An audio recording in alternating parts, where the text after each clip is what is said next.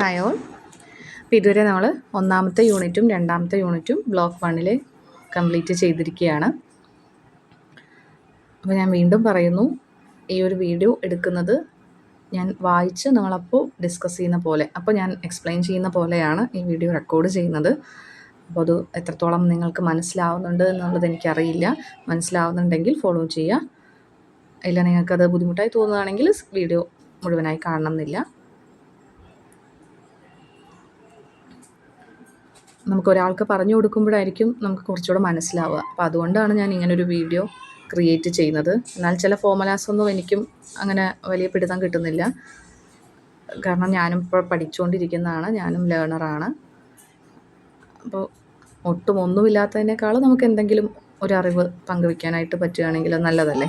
അതുകൊണ്ടാണ് ഇങ്ങനൊരു video create ചെയ്യുന്നത്. ഓക്കെ, അപ്പോൾ ഇനി നമുക്ക് മൂന്നാമത്തെ യൂണിറ്റിലേക്ക് കടക്കാം. മൂന്നാമത്തെ unit evaluation of chemical products or processes.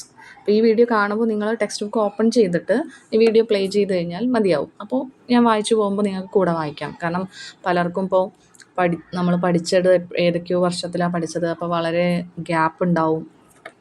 അപ്പോൾ വായിച്ചാൽ ചിലപ്പോൾ മനസ്സിലാവില്ല. ഒറ്റയ്ക്ക് വായിക്കാൻ ഒരു ബുദ്ധിമുട്ട് തോന്നുന്നവരുണ്ടാവും. അപ്പോൾ ആ സമയത്ത് ഇങ്ങനെ പ്ലേ ചെയ്ത ശേഷം നിങ്ങളിരുന്ന് കൂടെ വായിച്ചു പോകുന്നതായിരിക്കും നല്ലത്. അപ്പോൾ ഒരു കൂട്ടുണ്ട് തോന്നുന്നു, നമുക്കൊരു സപ്പോർട്ടായി തോന്നുകയാണെങ്കിൽ നമുക്കത് കണ്ടിന്യൂ ചെയ്യാനായിട്ട് തോന്നും. അപ്പോൾ വായിക്കാൻ കുറച്ചുകൂടെ ഇൻട്രസ്റ്റ് തോന്നും. അപ്പോൾ അതുകൊണ്ടാണ് ഇങ്ങനൊരു വീഡിയോ. ഓക്കെ, അപ്പോൾ നമുക്ക് നോക്കാം. Evaluation of chemical products or processes മൂന്നാമത്തെ യൂണിറ്റാണിത്. ഇതിൽ മെയിനായിട്ടും പറയാനുള്ളത് effects on human health and environment. ശരിക്കും വീണ്ടും വീണ്ടും ഒരു സെയിം പോയിന്റ് തന്നെ റിപ്പീറ്റ് ആയിട്ട് പറയുന്നുണ്ട്. അപ്പോൾ നമുക്ക് എക്സാമിന് എഴുതാൻ പറ്റുമെന്നാണ് ഞാൻ വിശ്വസിക്കുന്നത്. അടുത്തതാണ് ഇവാലുവേഷൻ ഓഫ് റിയാക്ഷൻ ടൈപ്പ്. ഓരോ ടൈപ്പ് ഓഫ് റിയാക്ഷൻ ഇവാലുവേറ്റ് ചെയ്യുക. പിന്നെ methods to design safer chemicals. സേഫായിട്ടുള്ള സേഫർ കെമിക്കൽസ് പ്രിപ്പയർ ചെയ്യാനായിട്ട് എന്ത് മെത്തേഡ്സ് ആണ് എടുക്കേണ്ടത് എന്നുള്ളത് നോക്കുക. ഇതൊക്കെയാണ് ഈ കാര്യത്തിൽ പറയാനുള്ളത്. നമ്മൾ സെക്കൻഡ് യൂണിറ്റിൽ ടൂൾസിനെ കുറിച്ച് പഠിച്ചു. ഫസ്റ്റ് യൂണിറ്റിൽ പ്രിൻസിപ്പിൾസ് ഓഫ് ഗ്രീൻ കെമിസ്ട്രി പഠിച്ചു. അപ്പോൾ ഈ യൂണിറ്റിൽ പറയാൻ പോകുന്നത് evaluating the chemical products and processes in terms of their effects on human health and environment. Human ഹെൽത്തും എൻവയോൺമെൻറ്റിൻ്റെയും ഭാഗമായിട്ട് നമ്മൾ അതിനെ കൺസിഡർ ചെയ്തുകൊണ്ട് തന്നെ അതിനോടുള്ള കൺസേൺ കൊണ്ട് തന്നെ ഈ കെമിക്കൽ പ്രോഡക്ട്സ് ഇവാലുവേറ്റ് ചെയ്യുകയാണ്. അത് ടോക്സിക് ആണോ, എൻവയോൺമെൻറ്റൽ ഫ്രണ്ട്ലി ആണോ, ഹെൽത്ത് എന്തെങ്കിലും ബാധിക്കുന്ന രീതിയിലാണോ, ഈ ചെയ്യുന്ന പ്രോസസ്സ് ആ രീതിയിലാണോ എന്നൊക്കെയാണ് നമ്മളിതിൽ എൻഷുർ ചെയ്യുന്നത്. അപ്പോൾ ഇതാണ് ഈ ടോപ്പിക്കിൽ നമ്മൾ യൂണിറ്റ് 3 പഠിക്കുന്നത്. ഇനി യൂണിറ്റ് 4 എന്താ പഠിക്കുന്നത് വെച്ച് കഴിഞ്ഞാൽ toxicity of chemicals to humans and their effects on environment. എങ്ങനെയാണ് ഈ ടോക്സിക് സബ്സ്റ്റൻസസ്, കെമിക്കൽസിൻ്റെ ടോക്സിക് നേച്ചർ ഹ്യൂമൻസിനെ ബാധിക്കുന്നത്, എൻവയോൺമെൻറ്റിനെ എങ്ങനെയാണ് ബാധിക്കുന്നത്, അതായിരിക്കും യൂണിറ്റ് 4 പഠിക്കുന്നത്. ഓക്കെ, പിന്നെ ഈ ഒരു യൂണിറ്റിൽ നമ്മൾ ഡിഫറെൻറ്റ് ടൈപ്സ് ഓഫ് റിയാക്ഷൻ അതിനെക്കുറിച്ചും നോക്കുന്നുണ്ട്. ഓക്കെ, ഇനി നോക്കൂ, effects on human health and environment. Whenever we had to evaluate a chemical product or a process, we always analyze various steps involved in it. Such a stage-wise evaluation is always beneficial to assess the different effects and factors affecting and governing at each stage. അതായത് ഒരു chemical product, ഒരു chemical process നമ്മൾ evaluate ചെയ്യുമ്പോൾ നമ്മൾ എപ്പോഴും അതിലെ steps എന്തൊക്കെയാണെന്ന് നമ്മൾ നോക്കാറുണ്ട്. എന്തൊക്കെ സ്റ്റെപ്സ് ഉണ്ട്, ഏതൊക്കെ സ്റ്റെപ്സിലൂടെയാണ് ഇത് കടന്നു പോകുന്നത് ഈ പ്രോഡക്റ്റ് ആവാനായിട്ട്, അതൊക്കെ നമ്മൾ അനലൈസ് ചെയ്യും. അങ്ങനെ ഒരു സ്റ്റേജ് വൈസ് ഇവാലുവേഷൻ എപ്പോഴും ബെനിഫിഷ്യലാണ്. സോ ദാറ്റ് നമുക്ക് ഓരോന്നിൻ്റെ ഇഫക്ട്സ് മനസ്സിലാക്കാനായിട്ട് പറ്റും. ഓരോ സ്റ്റേജിലും എന്തെങ്കിലും ടോക്സിക് നേച്ചർ കാണിക്കുന്നുണ്ടോ, പ്രൊഡ്യൂസ് ചെയ്യുന്നുണ്ടോ എന്നൊക്കെ മനസ്സിലാക്കാനായിട്ട് പറ്റും. So the sequence of any reaction to get a desired product starts with a starting material. അപ്പോൾ ഈ ഒരു സ്റ്റെപ്പിൻ്റെ ഹോൾ പ്രോസസ്സ് സ്റ്റാർട്ട് ചെയ്യുന്നത് എവിടെ നിന്നാണ്?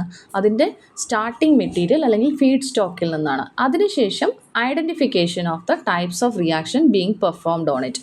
ഇനി ആ സ്റ്റാർട്ടിംഗ് മെറ്റീരിയൽ, ആ ഫീഡ് സ്റ്റോക്കിൽ നമ്മൾ ഏത് ടൈപ്പ് ഓഫ് റിയാക്ഷനാണ് യൂസ് ചെയ്യാൻ പോകുന്നത്, പെർഫോം ചെയ്യാൻ പോകുന്നത്, അത് ഐഡൻറ്റിഫൈ ചെയ്യുക എന്നുള്ളതാണ് അടുത്ത സ്റ്റെപ്പ്. അടുത്തത് എന്താ? We focus on the choice of reagent, solvents and the reaction condition which finally lead to the desired product. പിന്നെ അടുത്ത സ്റ്റെപ്പ് എന്ന് പറയുന്നത് എന്താ? The choice of reagent, solvents and reaction condition which finally lead to the desired products. നമുക്ക് ആവശ്യമായിട്ടുള്ള product എത്തിപ്പെടാൻ വേണ്ടി ഏത് ടൈപ്പ് ഓഫ് റിയേജൻ്റ് ആണ്, ഏത് സോൾവെൻ്റ് ആണ്, ഏത് റിയാക്ഷൻ കണ്ടീഷനാണ് ചൂസ് ചെയ്യുക എന്നതാണ് അടുത്ത step. At each of these stage we have to analyse that all the above listed requirements for the reaction are safer.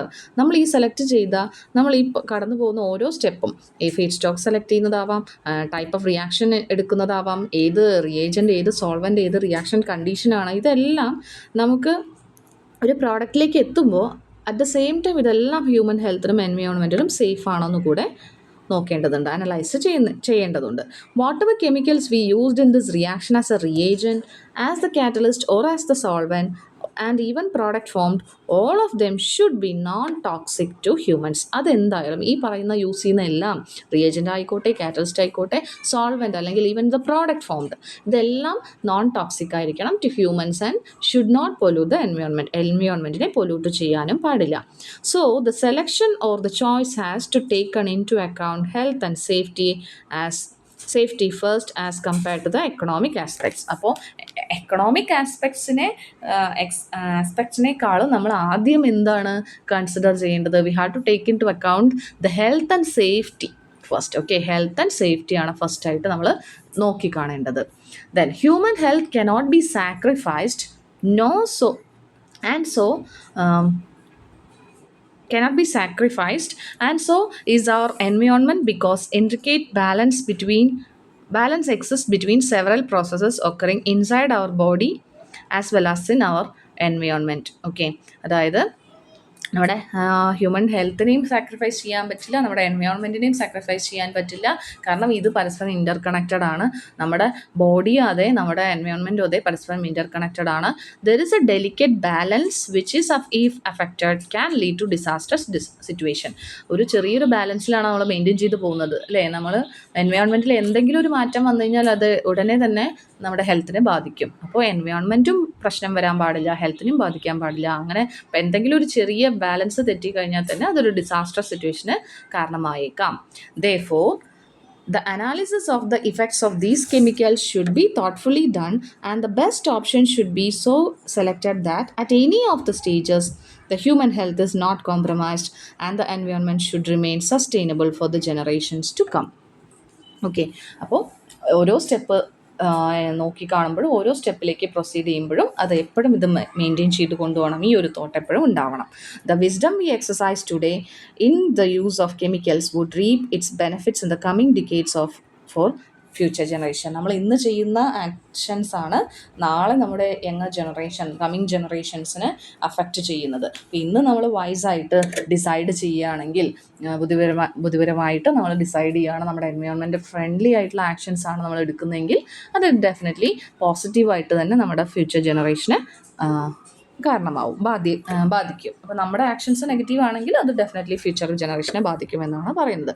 A slight carelessness in the evaluation may be disastrous and many a times the generation have to pay for it.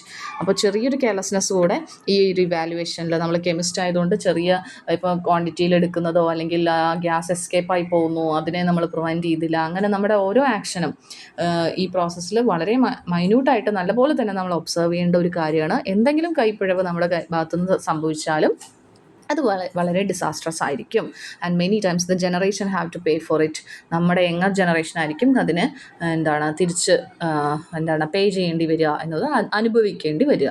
So especially when അവർ chemical accidents takes place. ഇപ്പോൾ chemical accidents ഒക്കെ ആണെന്നുണ്ടെങ്കിൽ ഇതുപോലെ ആയിരിക്കും. ഇപ്പോൾ Bhopal gas tragedy നമ്മൾ പറഞ്ഞിരുന്നില്ലേ, പിന്നെ എന്തെങ്കിലും ഈ ഹിരോഷിമ, നാഗസാക്കി അങ്ങനെയുള്ളതിൻ്റെയൊക്കെ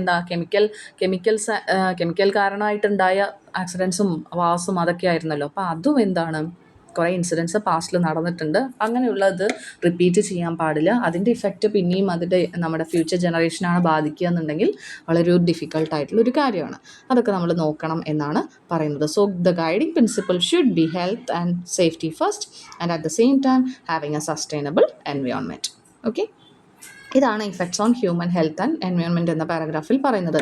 അടുത്തതാണ് ഇവാലുവേഷൻ ഓഫ് റിയാക്ഷൻ ടൈപ്സ്. അടുത്തത് ഇവാലുവേഷൻ ഓഫ് റിയാക്ഷൻ ടൈപ്സ്. നമുക്ക് ഡിഫറെൻറ്റ് ടൈപ്സ് ഓഫ് റിയാക്ഷനെ കുറിച്ച് അറിയാം. Chemistry is vast treasure of reactions എന്നാണ് പറയുന്നത്. സോ പല ടൈപ്പ് ഓഫ് റിയാക്ഷൻസ് നമ്മൾ പഠിച്ചിരുന്നു, നമ്മൾ പ്രീവിയസ് യൂണിറ്റിലും കൂടെ നമ്മൾ പഠിച്ചിരുന്നു അല്ലേ. എന്താണ് ഒരു reaction? Two things are always mentioned along with the product formed അല്ലേ. രണ്ട് തിങ്സ് കമ്പൈൻ ചെയ്തിട്ടാണ് ഒരു പ്രോഡക്റ്റ് ഉണ്ടാവുന്നത്. So when we write or perform a reaction, two things are always mentioned along with the product formed. Product form ചെയ്യുന്നതിൻ്റെ ഒപ്പം രണ്ട് കാര്യം നമ്മൾ എപ്പോഴും പറയാറുണ്ട്: yield obtained and the specific stereochemistry if any. Okay. However, it is not always a strict and regular practice to mention the side products formed. നമുക്ക് എപ്പോഴും side പ്രൊഡക്ട്സിനെ കൂടുതൽ അങ്ങനെ പറയില്ല, അതിനെക്കുറിച്ച് പറയില്ല. മെയിൻ പ്രൊഡക്റ്റിനെ കുറിച്ചായിരിക്കും പറയും. പക്ഷേ as a green chemist that is a matter of concern and the by products cannot be ignored. പക്ഷേ ഗ്രീൻ കെമിസ്റ്റ് ആവുമ്പോൾ നമ്മൾ എന്താണ്, അതായത് നമുക്ക് മെയിൻ കിട്ടിയ പ്രോഡക്റ്റ് പോരെ, കിട്ടിയ പ്രോഡക്റ്റ് ഹെൽത്തി മീൻസ് ഹസാഡസ് അല്ലാതിരുന്നാൽ പോരെ, അത് എൻവയോൺമെൻറ്റൽ ഫ്രണ്ട്ലി ആയാൽ പോരെ എന്നല്ല നമ്മൾ നോക്കേണ്ടത്. ആ പ്രോസസ്സിൽ എന്തെങ്കിലും വേസ്റ്റ് പ്രോഡക്ട്സ്, വേറെ ബൈ പ്രൊഡക്ട്സ്, നമുക്ക് ആവശ്യമില്ലാത്ത ബൈ പ്രൊഡക്ട്സ് ഉണ്ടോ, അല്ലെങ്കിൽ നമ്മൾ എടുക്കേണ്ടതല്ലാത്ത വല്ല പ്രോഡക്ട്സ് ഉണ്ടോ, അത് ഇതേപോലെ ടോക്സിക് ആണോ എന്ന് കൂടെ നമ്മൾ നോക്കണം ആസ് എ ഗ്രീൻ കെമിസ്റ്റ് എന്നാണ് പറയുന്നത്. So whenever we plan a synthesis, we choose between various alternative routes and the types of reactions involved in them. നമ്മൾ അപ്പോൾ വീണ്ടും പറഞ്ഞു തന്നെയാണ് പറയുന്നത്, അതായത് ഓരോ ടൈപ്സ് ഓഫ് റിയാക്ഷനും ഏത് ആൾട്ടർനേറ്റീവ് മെത്തഡ് നമ്മൾ യൂസ് ചെയ്യണം എന്നൊക്കെയാണ് നമ്മൾ നോക്കുക. നമുക്കറിയപ്പെടുന്ന റിയാക്ഷൻസ് ഏതൊക്കെയായിരുന്നു? Addition reaction, substitution reaction, elimination reaction, rearrangement reaction, pericyclic reaction, oxidation and reduction reaction. Okay, oxidation and reduction reaction, ഇതൊക്കെയാണ് ഡിഫറെൻറ്റ് ടൈപ്സ് ഓഫ് റിയാക്ഷൻസ്. അതിൽ അഡിഷൻ, സബ്സ്റ്റിറ്റ്യൂഷൻ, എലിമിനേഷൻ, റീഅറേഞ്ച്മെൻറ്റ് നമ്മൾ ഫസ്റ്റ് യൂണിറ്റിൽ ആറ്റം എക്കണോമീൻ്റെ ഭാഗമായിട്ട് നമ്മൾ ഡിസ്കസ് ചെയ്തതാണ്. അപ്പോൾ അത് തന്നെ വീണ്ടും ഇവിടെ എടുത്ത് പറയുന്നുണ്ട്. പിന്നെ പുതിയതായിട്ടുള്ള റിയാക്ഷനാണ് പെരിസൈക്ലിക് റിയാക്ഷനും ഓക്സിഡേഷൻ ആൻഡ് റിഡക്ഷൻ റിയാക്ഷനും. ഓക്കെ, യു ആർ ഹാവിങ് നമുക്കറിയാം. ഇനി നോക്കൂ, അഡീഷൻ റിയാക്ഷനിൽ atoms or groups of atoms add to the multiple bond. ഇവിടെ ഒരു മൾട്ടിപ്പിൾ ബോണ്ട് ഉണ്ട് അല്ലേ, ഡബിൾ ബോണ്ട് ഉണ്ട്.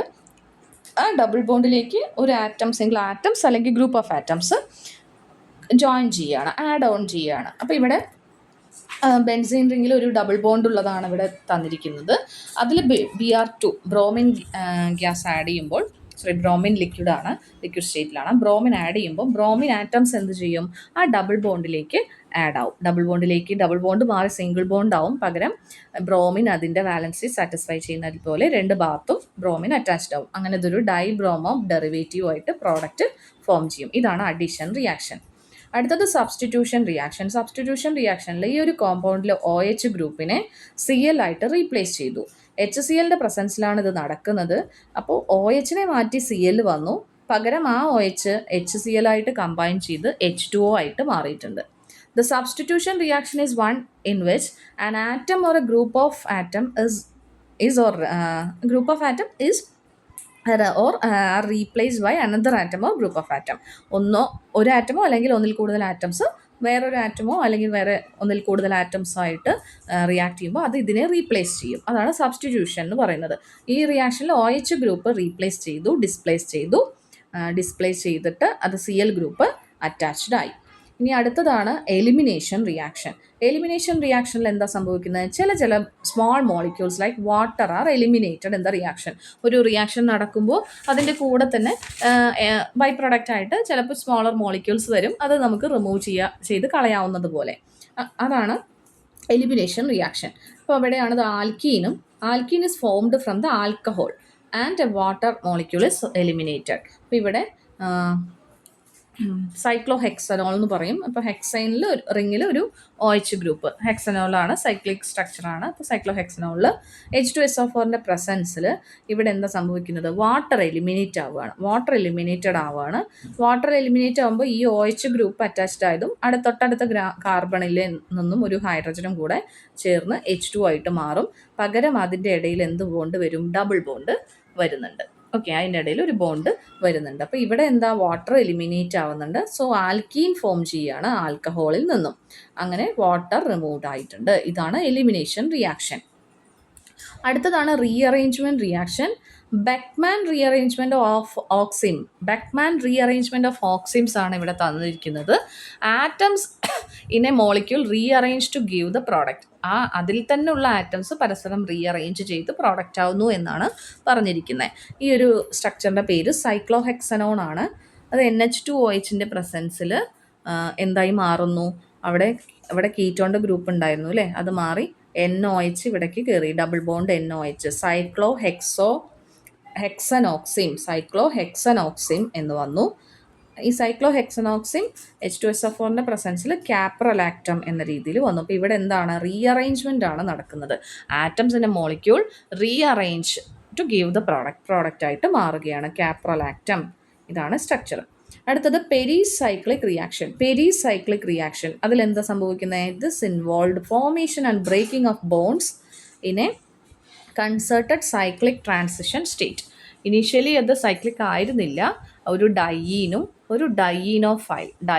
ഡയീനോഫൈലും ഹീറ്റ് ചെയ്യുന്ന പ്രസൻസിൽ അത് രണ്ടും കമ്പൈൻ ചെയ്ത് ഒരു സൈക്ലിക് കോമ്പൗണ്ടായിട്ട് മാറുകയാണ്. അവിടെ ന്യൂ സിഗ്മ ബോണ്ട് ഫോം ആയിട്ടുണ്ട് എന്നാണ് പറയുന്നത്. അതായത് ഇവിടെ നിന്നുള്ള ബോണ്ട് ഇങ്ങോട്ടേക്ക് ഷിഫ്റ്റ് ചെയ്തു, ഈ ബോണ്ട് ഇപ്പോൾ റൈറ്റ് സൈഡിലേക്ക് ഷിഫ്റ്റ് ചെയ്തു, അവിടേക്കൊരു ബോണ്ട് ഫോം ചെയ്തു, ന്യൂ ബോണ്ട് ഫോം ചെയ്തു, ഇവിടെ ഒരു ന്യൂ ബോണ്ട് ഫോം ചെയ്തു, ഇവിടുത്തെ ബോണ്ടിന് ഷിഫ്റ്റ് സംഭവിക്കുകയും ചെയ്തു. അങ്ങനെ ഒരു സൈക്ലിക് അഡക്റ്റ് ആണ് ഫോം ചെയ്തിരിക്കുന്നത്. അതാണ് പെരിസൈക്ലിക് റിയാക്ഷൻ എന്ന് പറയുന്നത്. അവിടെ formation and breaking of bond നടക്കുന്നുണ്ട്.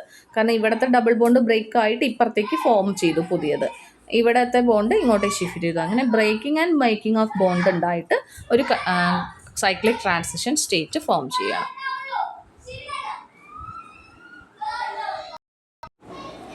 അടുത്തതാണ് ഓക്സിഡേഷൻ റിഡക്ഷൻ റിയാക്ഷൻ. അത് നമുക്ക് അറിയാവുന്നൊരു റിയാക്ഷനാണ് അല്ലേ. റിഡോക്സ് റിയാക്ഷൻ കുറച്ചുകൂടെ എളുപ്പം, ഈ പറഞ്ഞതിൽ നിൽക്കുന്ന കുറച്ച് എളുപ്പമായി തോന്നുന്നത് redox റിയാക്ഷനാണ്.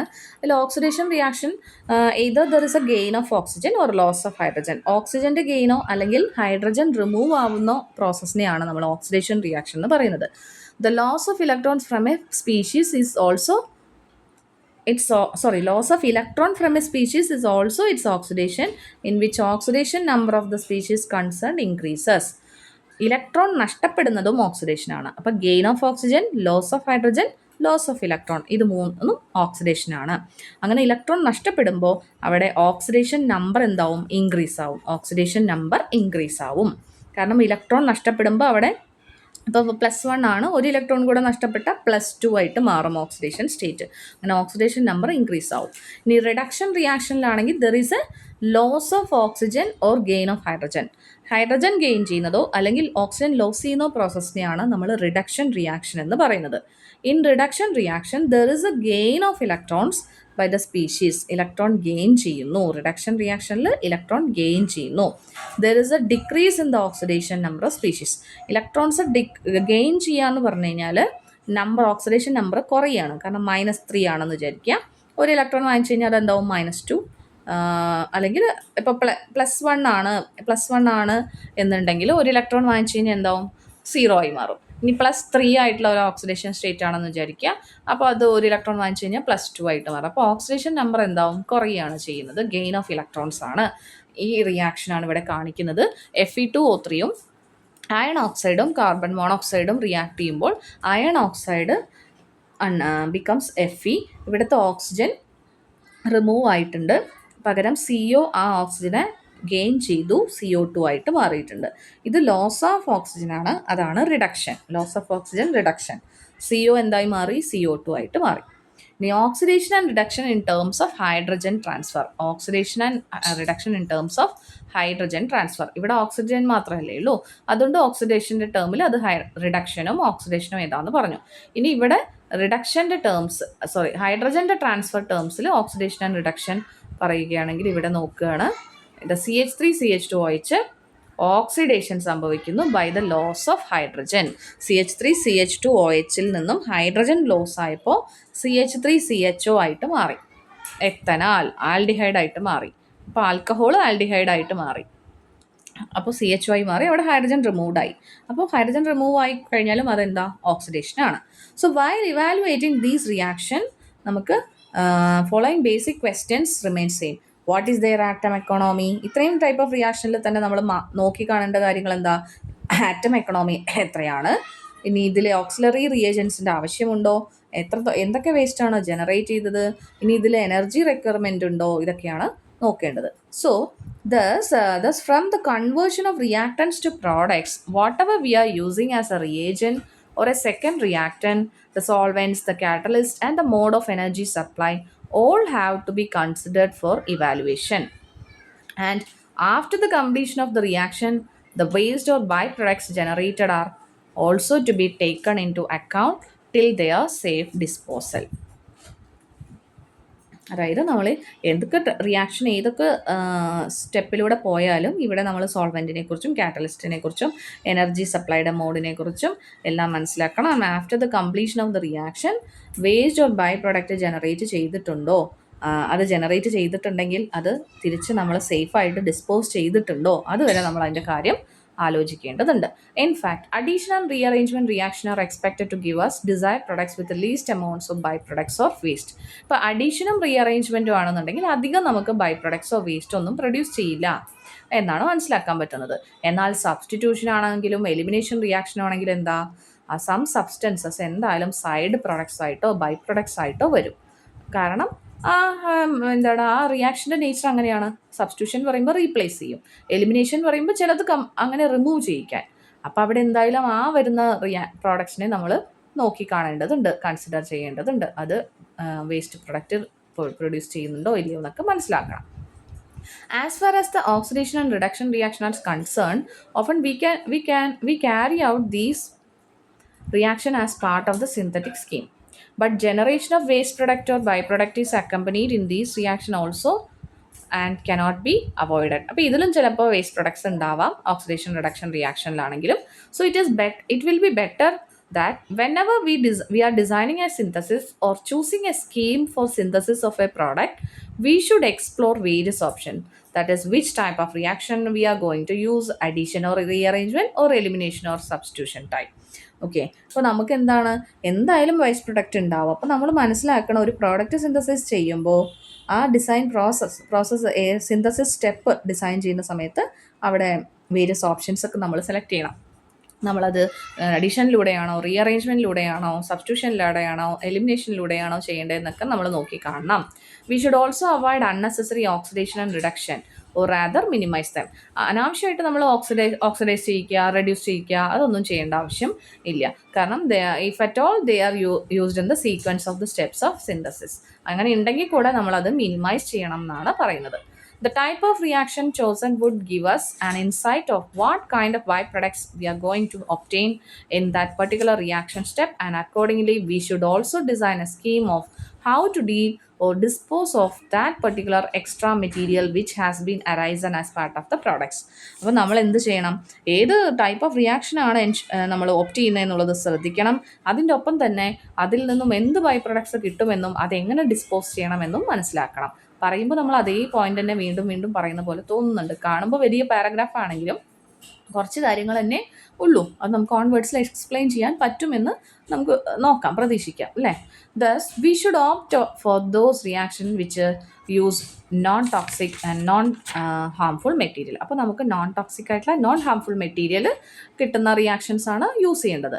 Also if possible the use of catalyst should be encouraged as these minimize the requirement of energy, materials as well as time. We should also prefer to opt for the reaction sequence which involves lesser number of steps, because purification of the product obtained at each stage also requires chemicals as well as energy which generate. Okay. So we should also prefer to opt for the reaction sequence which involves lesser number of steps. അപ്പോൾ നമ്മൾ ഒരുപാട് step പ്രോസസ്സിൽ നടക്കുന്ന പോലെ കുറേ step ഉപയോഗിക്കുന്ന റിയാക്ഷനേക്കാളും കുറച്ച് simple സ്റ്റെപ്പിൽ ലെസ്സർ നമ്പർ ഓഫ് സ്റ്റെപ്സിൽ കംപ്ലീറ്റ് ചെയ്യുന്ന രീതിയിൽ നോക്കണം. Because purification of the product obtained at each stage also requires chemicals as well as energy which we generate. കാരണം ഓരോ സ്റ്റെപ്പിൽ കിട്ടുന്ന പ്രോഡക്റ്റിനെ നമ്മൾ വീണ്ടും പ്യൂരിഫൈ ചെയ്യണം, അതിലെ ബൈ പ്രോഡക്ട്സിനെ പ്യൂരിഫൈ ചെയ്യണം, അതിന് വീണ്ടും എനർജി റിക്വയർമെൻറ്റ്സ് ഉണ്ട്, വേറെ കെമിക്കൽസും ആവശ്യമുണ്ട്. So these steps also generate waste. അപ്പോൾ ആ സ്റ്റെപ്സും എന്താണ്, വേസ്റ്റ് പ്രൊഡ്യൂസ് ചെയ്യും and ultimately affect the environment and human health. So there are several purification processes about which you must have heard. നമുക്കറിയാവുന്നതാണ്. ഏതൊക്കെയാണ്? ഫിൽട്രേഷനെ കുറിച്ച് അറിയാം, ഡിസ്റ്റിലേഷൻ, ക്രിസ്റ്റലൈസേഷൻ, ക്രൊമാറ്റോഗ്രഫി എന്ന് അറിയാം. അപ്പോൾ നമ്മൾ ഏറ്റവും മിനിമം സ്റ്റെപ്പിൽ നടക്കുന്ന റിയാക്ഷനാണ് കണ്ടുപിടിക്കേണ്ടത്. പിന്നെ അതിൽ ഓരോ സ്റ്റെപ്പ്, ഇപ്പോൾ ഒരുപാട് ലെങ്തി ആയിട്ടുള്ള സ്റ്റെപ്സ് ഉണ്ടെങ്കിൽ ഓരോ സ്റ്റെപ്പിലും കിട്ടുന്ന പ്രോഡക്ട്സിനെ പ്യൂരിഫൈ ചെയ്യേണ്ട സ്റ്റെപ്സും നമ്മൾ നോക്കിക്കാണേണ്ടതുണ്ട്. അപ്പോൾ അതെല്ലാം കൂടെ ആസ് എ ഗ്രീൻ കെമിസ്ട്രി ഇതെല്ലാം നമ്മൾ ഓവറോൾ അനലൈസ് ചെയ്ത് വേണം ഒരു മെത്തേഡ് പ്ലാൻ ചെയ്യാൻ എന്നാണ് ഈ പോയിന്റിൽ പറയുന്നത്. ഓക്കെ, ബാക്കി നമുക്ക് അടുത്ത വീഡിയോയിൽ ഡിസ്കസ് ചെയ്യാം.